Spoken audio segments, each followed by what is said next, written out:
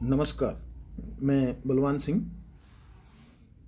इस वीडियो में आप कर रहे हैं कक्षा 7वीं के इतिहास की पाठ्य पुस्तक हमारे अतीत भाग 2 का 10वां अध्याय 18वीं शताब्दी में नए राजनीतिक गठन। यदि आप मानचित्र 1 और 2 को ध्यानपूर्वक देखेंगे तो आपको पता चलेगा कि 18वीं शताब्दी के पूर्वार्ध के दौरान उपमहाद्वीप में कुछ विशेष रूप से उल्लेखनीय घटनाएं घटी। ये देखिए, ये जो मानचित्र दिखाया हुआ है, इस मानचित्र में आप देखेंगे कि जो ये लाइन जो दिखाई हुई है, ये जो डॉट डॉट डॉट जो लाइन है, ये ऊपर इसमें जो ये लाइन आप देख रहे हो, ये वाली ये, और ये लाइन जो है नीचे तक जाती है। ये देखिए, यहाँ तक ये यहाँ तक। ये जो इसके बीच का जो हिस्सा है, ये सारे का सारा, ये जो है मुगल साम्राज्य की सीमाएं दिखाई हुई 12वीं शताब्दी की 1700 ईस्वी की।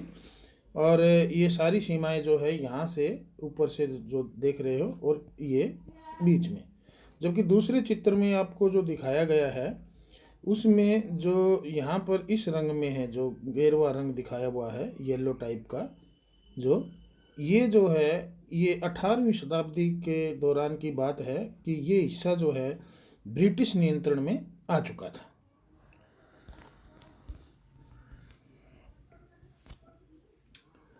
(1765) तक एक अन्य शक्ति यानी ब्रिटिश सत्ता ने पूर्वी भारत के बड़े बड़े हिस्सों को सफलतापूर्वक हड़प लिया था, जो कि ये दिखाए हुए हैं, जो ये पीले रंग के जो दिखाए हुए हैं, बंगाल, बिहार, और ये जो है उत्तरी सरकार जो दिखाया हुआ है, ये पटना, बिहार, मुर्शिदाबाद, बंगाल, ढाका, कलकत्ता, ये सब जो है ये अब ब्रिटिश नियंत्रण में आ चुके थे।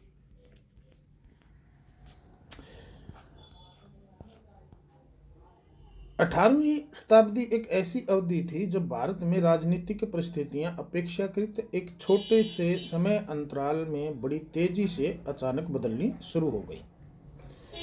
18वीं शताब्दी की बात है ये। इस अध्याय में हम 18वीं शताब्दी के पूर्वार्ध यानी मोटे तौर पर 1707 में जब औरंगजेब की मृत्यु हुई थी से लेकर 1761 तक, जब पानीपत की तीसरी लड़ाई हुई थी, उसके दौरान जो भारतीय उपमहाद्वीप में जो राजनीतिक शक्तियां उत्पन्न हुई थी, उनके बारे में पढ़ेंगे। मुगल साम्राज्य और परवर्ती मुगलों के लिए संकट की स्थिति। औरंगजेब मुगलों का एक बहुत ही शक्तिशाली शासक था, और उसकी मृत्यु के बाद जो परवर्ती मुगल आए, वो औरंगजेब की तरह ज़्यादा शक्तिशाली नहीं थे। और औरंगजेब की मृत्यु के बाद जो है अब मुगल साम्राज्य जो है वो पिछड़ता गया था। और 17वीं शताब्दी के अंतिम वर्षों के में जो है अब मुगल साम्राज्य के सामने बहुत सारे अलग अलग संकट खड़े होने लगे थे। ऐसा कई कारणों से हुआ था।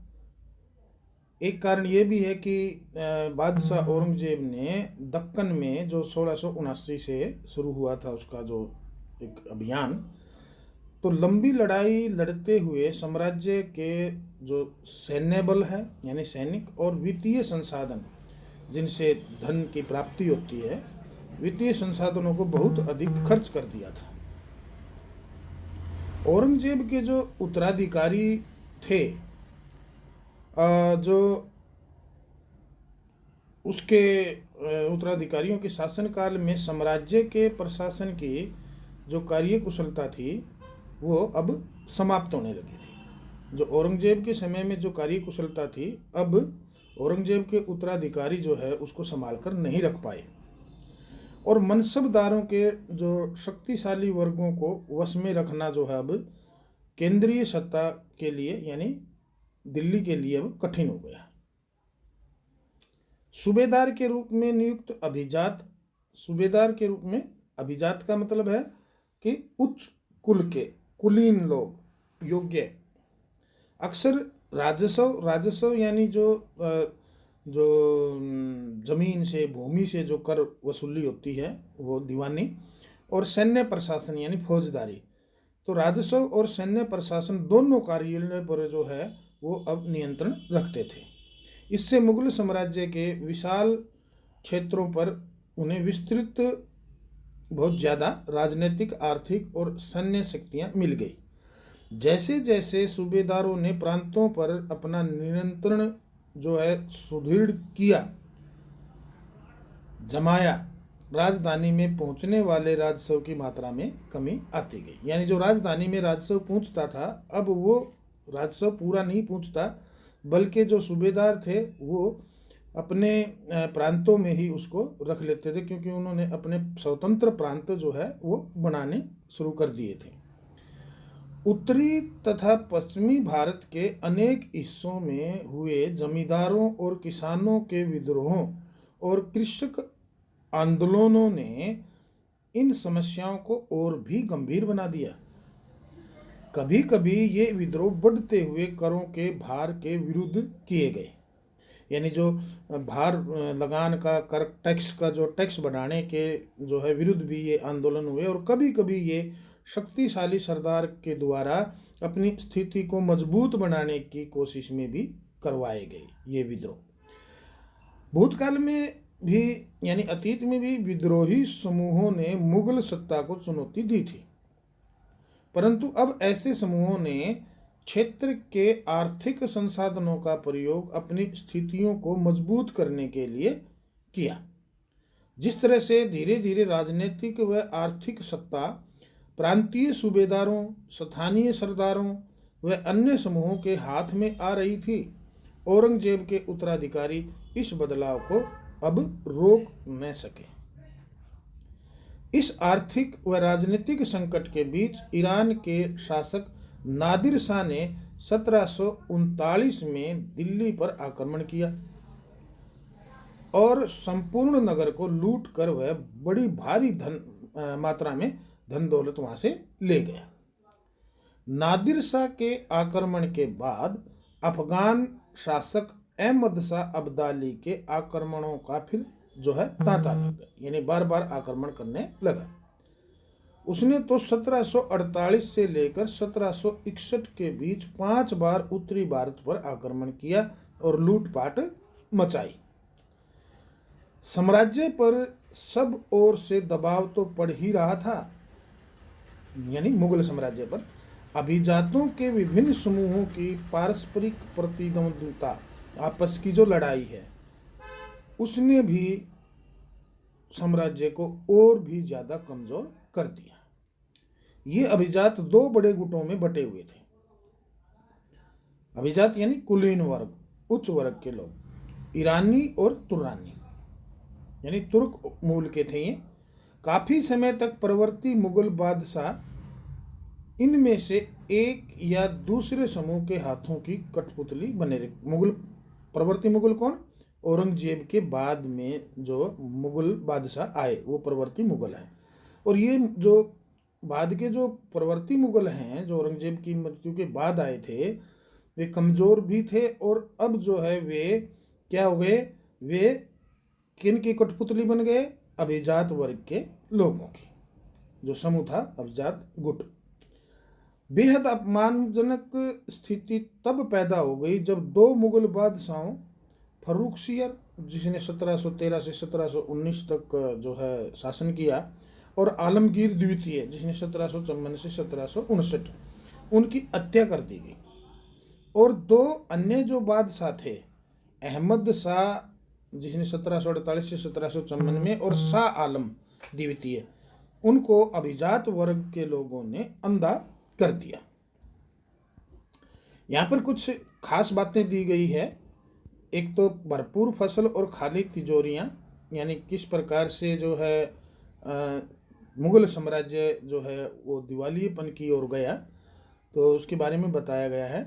बड़े जमींदार निस्सहाय और निर्धन हो गए हैं उनके किसान वर्ष में 2 बार फसलें उगाते हैं, लेकिन उन्हें दोनों में से कुछ नहीं मिलता है। उनके स्थानीय गुमास्ते एक तरह से किसानों के हाथ की कठपुतली बने रहते हैं। जैसे कि स्वयं किसान अपने गुमास्ते कौन होते हैं? जो कर इकट्ठा करने के लिए एक एजेंट होते हैं, उनको गुमास्ते बोलते हैं। जैसे कि स्वयं किसान अपने ऋणदाता के वश में रहता है जब तक कि वह साहूकार का कर्जा नहीं चुका देता। इस प्रकार से अब गुमास्ते भी कठपुतली बन गए हैं। इस प्रकार संपूर्ण व्यवस्था एवं प्रशासन इतना चकनाचूर हो चुका है कि यद्यपि किसान अपनी फसल के जरिए मानो सोना बटोरता है, लेकिन उसके मालिक जमींदार को एक तिनके का टुकड़ा भी नहीं मिलता है। ऐसी हालात में जमींदार सशस्त्र सेना कैसे रख सकते हैं जिनकी उससे आशा की जाती है? वे अपने सैनिकों को जो लड़ाई के समय उनके आगे आगे चलते हैं और घुड़सवारों को जो उनके ठीक पीछे चलते हैं, पैसा कहाँ से देंगे? एक और अहम जानकारी यहाँ पर दी है नादिर शाह के हमले के बारे में। ये फोटो दिया हुआ है नादिर शाह का 1779 का एक चित्र है। नादिर शाह के आक्रमण के परिणाम स्वरूप दिल्ली में जो विनाश हुआ, उसका वर्णन समकालीन प्रेक्षकों ने इस प्रकार से किया। इनमें से एक ने मुगल कोष से जिस तरह धन लूटा गया था उसका वर्णन किया है। क्या किया है? देखिए, 60 लाख रुपए और कई हजार सोने के सिक्के, लगभग 1 करोड़ रुपए के सोने के बर्तन, लगभग 50 करोड़ रुपए के गहने जवाहरात और अन्य चीजें ले गया, जिनमें से कुछ तो इतनी बेशकीमती थीं कि दुनिया में उनका मुकाबला कोई नहीं कर सकता। जैसे तख्ते ताउस यानी मयूर सिंहासन, जो कि दिल्ली के लाल किले में था। एक अन्य वृत्तांत में दिल्ली पर आक्रमण के प्रभाव का वर्णन इस प्रकार से किया है। जो कभी मालिक थे अब बड़ी दर्दनाक हालत में आ गए।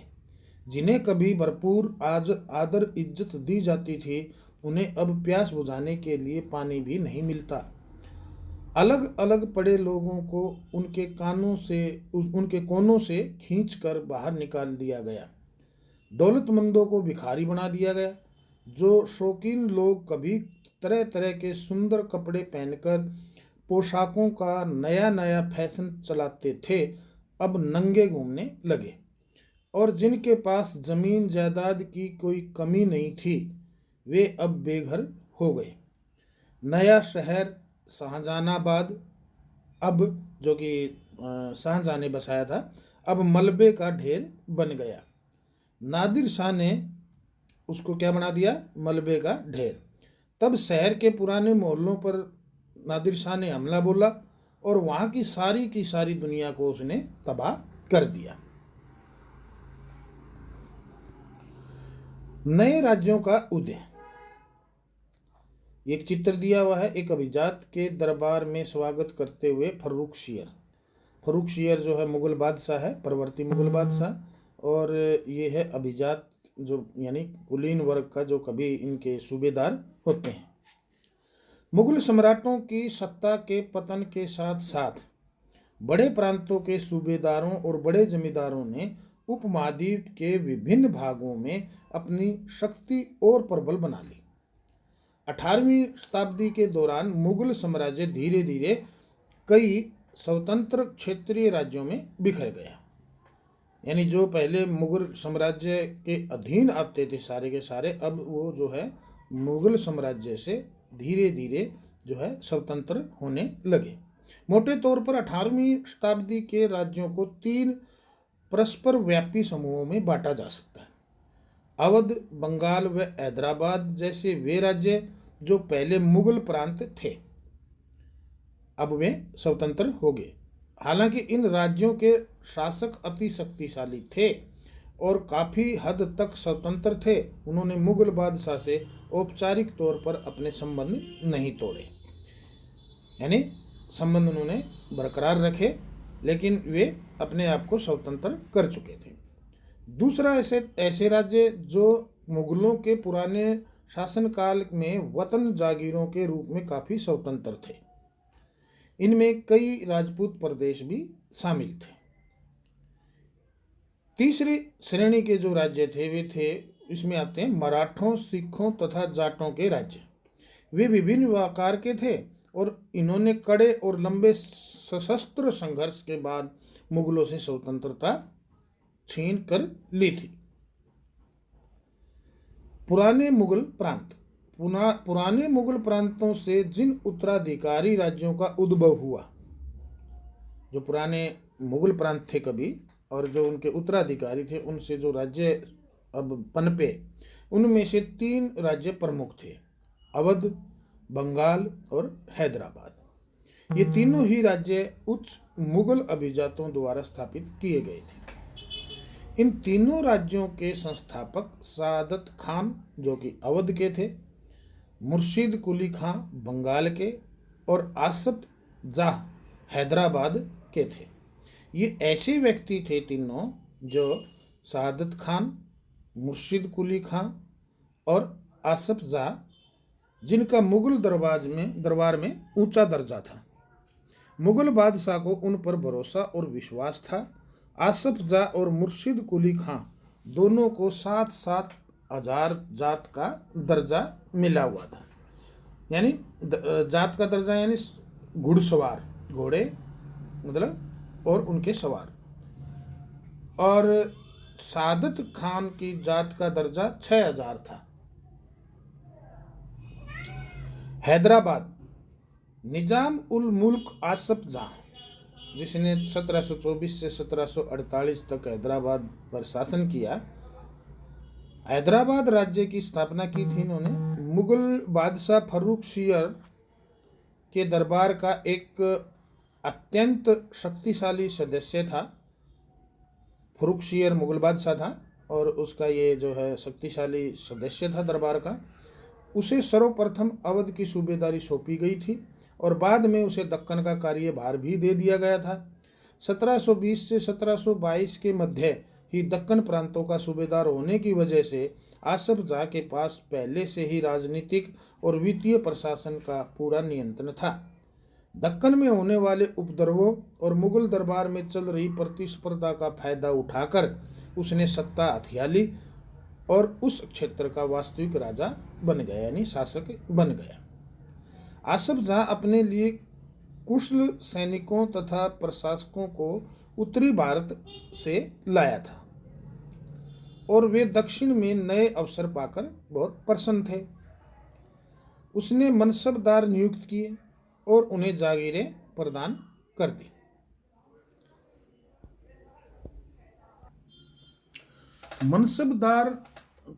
मनसबदारी प्रणाली ये जो है मुगल काल में ही आरंभ हुई थी और अकबर ने इसको आरंभ किया था। और मनसब जो है ये एक अरबी शब्द है। इसका जो अर्थ है वो है पद या रैंक, अर्थात जिस व्यक्ति को कोई पद मिला हो हम उसको मनसबदार कह सकते हैं, यानी जिसकी मनसब निर्धारित की गई हो या जिसको कोई पद दिया गया हो। तो इस प्रकार से मुगल साम्राज्य में जो मनसब निर्धारित जिसको की जाती है, जिसको कोई पद दिया जाता है, उसको मनसबदार कहते हैं। तो इस प्रकार से जो मनसबदार नियुक्त किए गए और उन्हें जागीरें प्रदान की।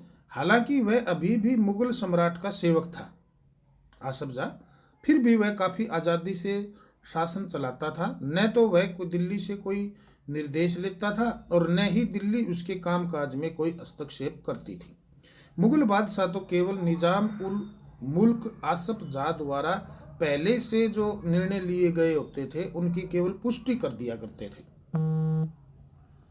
हैदराबाद राज्य पश्चिम की ओर मराठों के विरुद्ध और पठारी क्षेत्र के स्वतंत्र तेलुगु सेना नायकों के साथ युद्ध करने में सदा संलग्न रहता था। पूर्व दिशा में निजाम उल मुल्क आसफ जाह कोरोमंडल तट पर स्थित वस्त्रों उत्पादक धन संपन्न क्षेत्र पर अपना नियंत्रण प्राप्त करने की महत्वाकांक्षा रखता था, पर उनकी इस महत्वाकांक्षा पर उस क्षेत्र में ब्रिटिश शक्ति की उपस्थिति के कारण रोक लग गई। यहाँ पर एक कॉलम दिया है निजाम की फौज। हैदराबाद के निजाम के निजी सैनिकों का एक वर्णन दिया है 1790 में। निजाम के पास 400 हाथियों की सवारी है। उसके आसपास कई हजार घुड़सवार रहते हैं। इन अत्यंत कुशल और अति सुंदर सजे हुए सवारों का सांकेतिक वेतन 100 रुपये से ज्यादा है। अब बात करते हैं हम अवध की। बुरहान उल मुल्क सादत खां को 1722 में अवध का सूबेदार नियुक्त किया गया था। मुगल साम्राज्य का विघटन होने पर जो राज्य बने उनमें यह राज्य सर्वाधिक महत्वपूर्ण राज्यों में से एक था। अवध एक समृद्धशाली प्रदेश था जो गंगा नदी के उपजाऊ मैदान में फैला हुआ था और उत्तरी भारत तथा बंगाल के बीच व्यापार का मुख्य मार्ग उसी में से होकर गुजरता था। बुरहान उल मुल्क ने भी अवध की सूबेदारी, दीवानी और फौजदारी एक साथ अपने हाथ में ले ली और सूबे के राजनीतिक, वित्तीय और सैनिक मामलों का एकमात्र कर्ता धर्ता बन गया। बुरहान उल मुल्क ने अवध क्षेत्र में मुगल प्रभाव को कम करने की कोशिशों के चलते मुगलों द्वारा नियुक्त अधिकारियों की संख्या में कटौती कर दी। उसने जागीरों के आकार में कटौती की और जो रिक्त स्थान थे यानी खाली स्थान जो रहे उनकी कटौती करने पर उन स्थानों पर अपने निष्ठावान सेवकों को नियुक्त कर लिया। धोखाधड़ी को रोकने के लिए जागीर अधिकारियों के खातों व लेखों की जांच की गई और नवाब के दरबार द्वारा नियुक्त अधिकारियों द्वारा सभी जिलों के राजस्व का फिर से निर्धारण किया गया। उसने अनेक राजपूत जमींदारियों और रुहेलखंड के अफगानों की उपजाऊ भूमि, कृषि भूमियों को अपने राज्य में मिला लिया। राज्य ऋण प्राप्त करने के लिए स्थानीय सेठ, साहूकारों और महाजनों पर निर्भर रहता था। राज्य राजस्व का ठेका सबसे ऊंची बोली लगाने वाले इजारेदार को देता था। इजारेदार का मतलब क्या? इजारेदार का मतलब है ठेकेदार। उस समय ठेकेदार को इजारेदार कह सकते हैं। इजारेदार राज्य को एक निश्चित रकम के भुगतान का वचन देते थे। स्थानीय साहूकार राज्य को ठेके की इस रकम के भुगतान की गारंटी देते थे। यानी उनकी गारंटी कौन देता है? साहूकार, जो स्थानीय। दूसरी ओर इजारेदारों यानी ठेकेदारों को कर का मूल्यांकन करने, गणना करने और उसे एकत्र करने की खासी छूट दे दी गई थी। इन परिवर्तनों के फलस्वरूप साहूकारों और महाजनों जैसे कई नए सामाजिक समूह राज्य की राजस्व प्रणाली के प्रबंध को प्रभावित करने लगे। पहले ऐसा कभी नहीं हुआ था। अब बात करते हैं बंगाल की। मुर्शिद कुली खान के नेतृत्व में बंगाल धीरे धीरे मुगल नियंत्रण से अलग हो गया। मुर्शिद कुली खां बंगाल के नवाब थे, यानी कि प्रांत के सूबेदार के प्रति नियुक्त थे।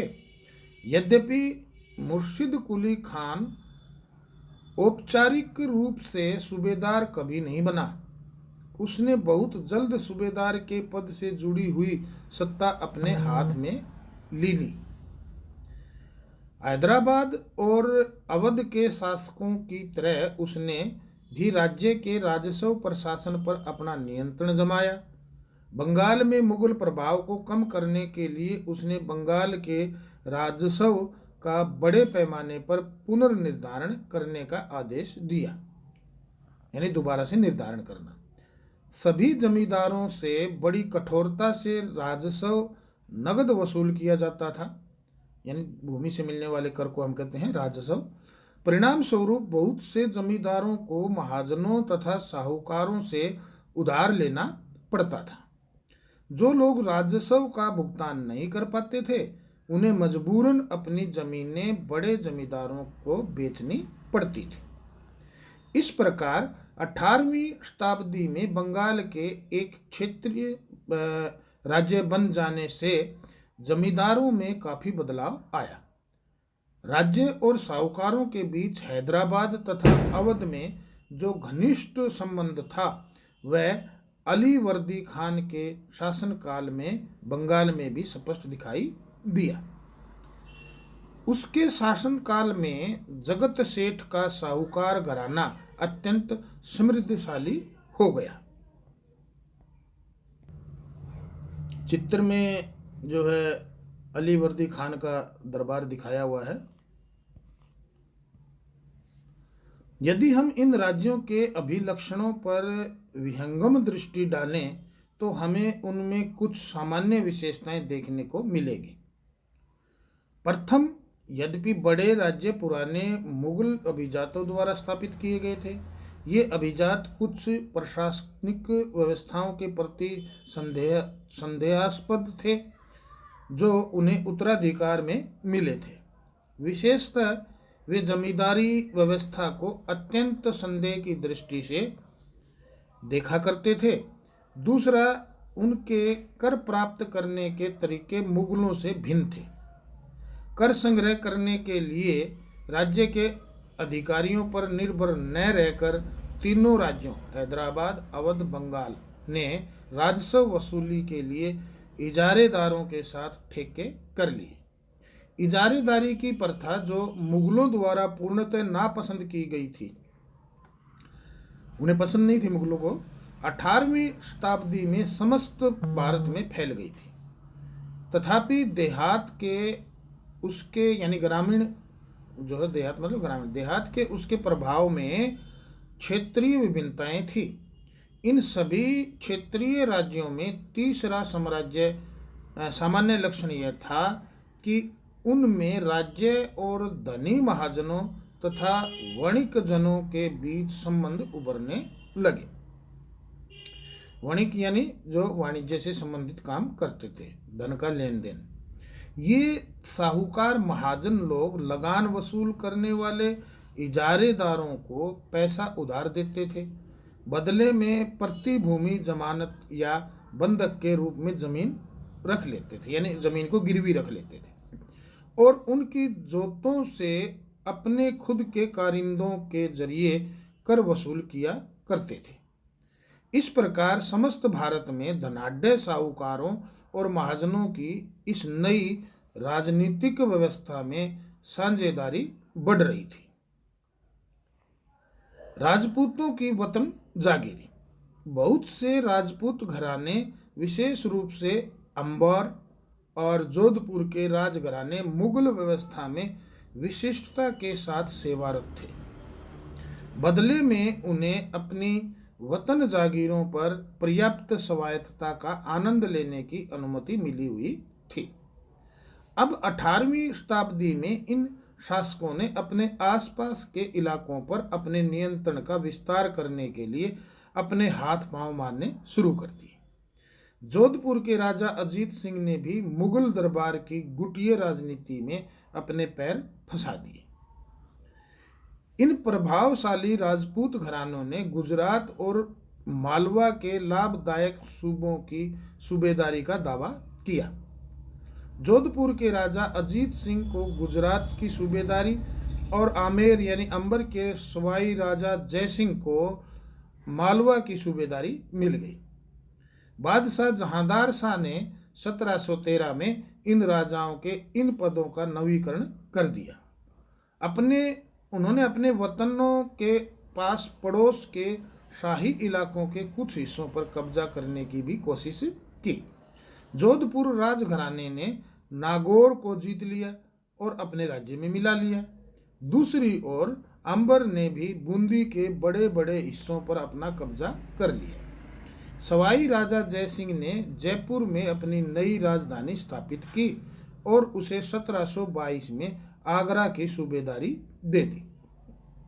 1740 के दशक से राजस्थान में मराठों के अभियानों ने इन रजवाड़ों पर भारी दबाव डालना शुरू कर दिया, जिससे उनका अपना विस्तार आगे होने से रुक गया। यहाँ पर दिया कि कई राजपूत सरदारों ने पहाड़ियों की चोटियों पर किले बनाए, जो सत्ता के केंद्र बने। व्यापक किलेबंदी के साथ इन भव्य संरचनाओं में नगर, महल, मंदिर, व्यापारिक केंद्र, जल संग्रह संरचनाएं और अन्य इमारतें होती थी। चित्तौड़गढ़ किले में तालाब, कुंडी कुंडी यानी कुएं, बावली जैसे कई जल निकाय थे। जयपुर के राजा जयसिंह 1732 के एक फारसी वृत्तांत में राजा जयसिंह का वर्णन है कि राजा जयसिंह अपनी सत्ता की चरम सीमा पर थे। 12 वर्ष के लिए वे आगरा के सूबेदार रहे और 5 या 6 वर्ष के लिए मालवा के। उनके पास विशाल सेना, तोपखाना तथा भारी मात्रा में धन संपदा थी। उनका प्रभाव दिल्ली से लेकर नर्मदा के तट तक फैला हुआ था। ये जो चित्र 4 भी दिया है, ये जयपुर के अंदर जंतर मंत्र है।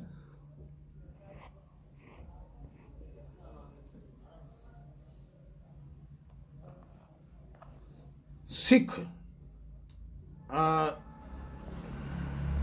इस वीडियो में इतना ही करेंगे। काफ़ी बड़ा वीडियो बनेगा क्योंकि पाठ जो है काफ़ी बड़ा है, इसलिए इसका एक हिस्सा हम दूसरी वीडियो में करेंगे। ओके, धन्यवाद।